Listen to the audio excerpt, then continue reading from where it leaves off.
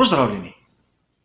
Mnogi se ga spomnijo po njegovih značilnih brkih, drugi po njegovem neomajenem brezglavem pogumu. Il Leone je ujasrčni Nigel Mansell, ikona Formule 1.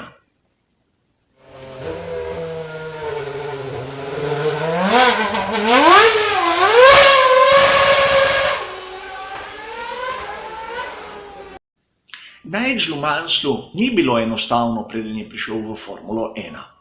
Namreč prodal je celo družinsko hišo, da je dobil sredstva za biti prisoten v Formuli 3. A opazili so ga. Pri ekipi Lotus so izbirali novega voznika in dobil je mesto na testiranju leta 1979. Bilo je v Franciji, Paul Ricard, in Nigel Mansell je bil eden izmed najsrečnejših ljudi na svetu.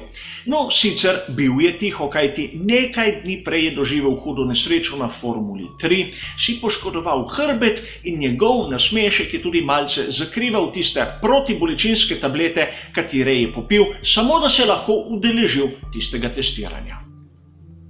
Mesto drugega voznika v ekipi Lotus je odšlo sicer Eliju De Angelisu, a Nigel Mansell je dobil pogodbo za testnega voznika in bil je zadnji, katerega je izbral Colin Chapman. Svojo prvo priložnost na dirki je dobil leta 1980 na veliki nagradi Avstrije v tretjem Lotusu, takrat razvojnem 81B. In če kdo misli, da je šlo vse kot po maslu, se moti. In prav tu je zopet dokazal svoj pogum in svojo trmoglavost. Pred štartom velike nagrade Avstrije je opazil, da njegov rezervoar pušča. Bil je moker. A namesto, da bi to javil svojim tehnikom, svojim mehanikom, je lepo bil tiho in nadaljeval z dirko, kajti na štartnem razporedu take okvare ne znajo popraviti in to bi pomenilo konec njegovega debija v Formuli 1. Vztrajal je, dokler je zdržal njegov Ford Cosworth DFV, in ko so ga povlekli z njegovega bolida, so opazili, da na nogah, na zadnjici in na hrbtu je imel kemične opekline druge stopnje.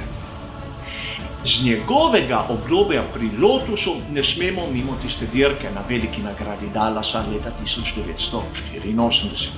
Zadev je ob zid, polomil menjalnik, a ni se predal. Šel je ven z bolida in ga skušal poriniti čez ciljno črto, čeprav je bilo takrat 40 stopinj Celzija in Nigel Mansell je omedlel. Med drugim, kot zanimivost, Nigel Mansell je bil pri Lotusu tudi zadolžen za razvoj aktivnega vzmetenja. Nekaj, kar je srca sovražil, a videli bomo pozneje v zgodbi še kako mu je to prišlo prav. Leta 1985 je zamenjal ekipo, preselil se je k Williamsu, tam dobil številko 5, katera je bila rdeča in nastala je tista legenda Red 5. Prva zmaga Nigela Mansella v svetovnem prvenstvu Formule 1 se je zgodila na veliki nagradi Britanije 1985. A po tistem, kar je veliki večini navdušencev znan, je po eksploziji pneumatike na zadnji dirki velike nagrade Avstralije leta 1986, ko je praktično tako izgubil svetovno prvenstvo. Seveda, velik rival Nigela Mansella je bil Ayrton Senna. Dostikrat sta trčila, naprimer v Adelaidu leta 1985, v Riu 86. in nato v Spaju 87. Takrat je bilo Nigelu dovolj.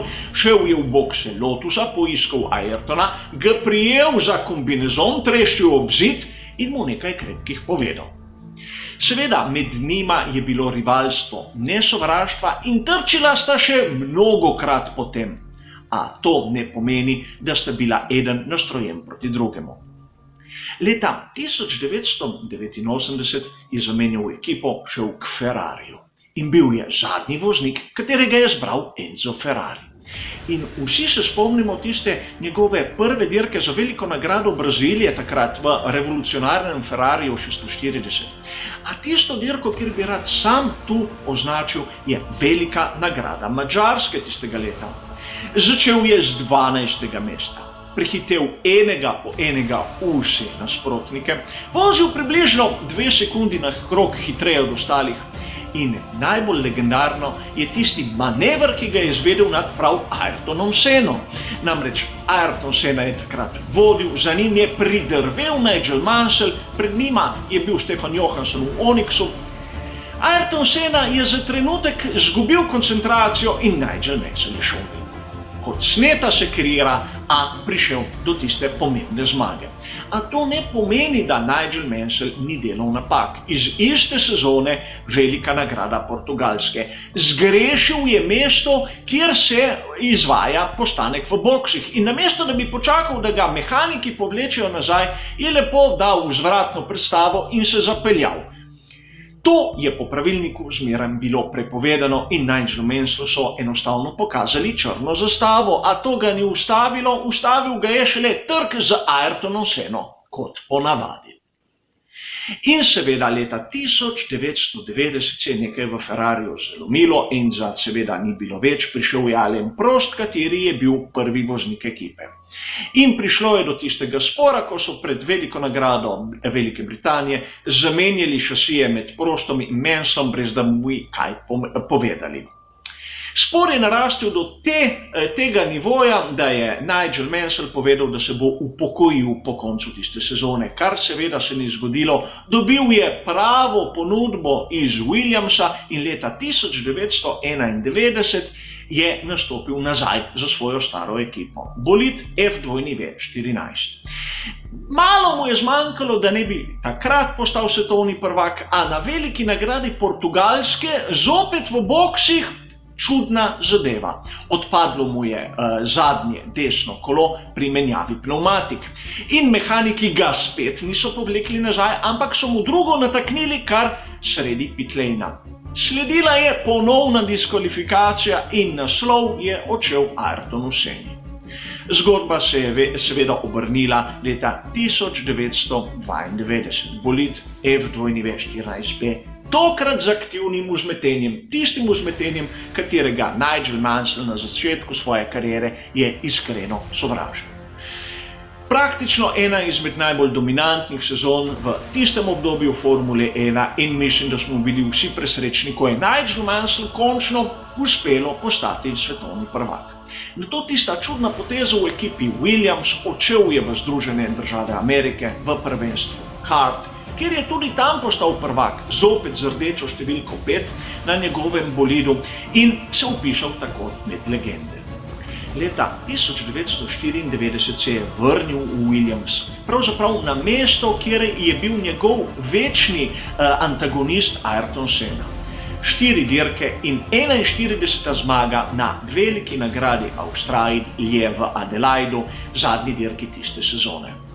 Nato leta 1995 2 dirki z McLarenom, ko ne Ron Dennis, ne Nigel Mansell nista bila preveč prepričana v to sodelovanje, a denar Marlbora je prepričal oba.